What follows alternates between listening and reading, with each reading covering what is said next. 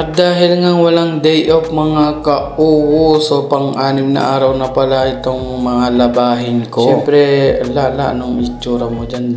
Ang galing! Ang galing! Oh my goodness, di ko napansin. Siyempre, dahil Ramadan mga ka-uwo, ay yan, pinakancel na pala ang aking day off. Siyempre, every 6 days mga ka-uwo, ay yan, nagre-ready na ako ng labahin ko mga ka-uwo. Siyempre, alam nyo naman pag Ramadan dito sa Saudi mga ka-uwo. At ayan nga mga ka-uwo, nilagay ko na nga yung aking damit dyan sa freezer.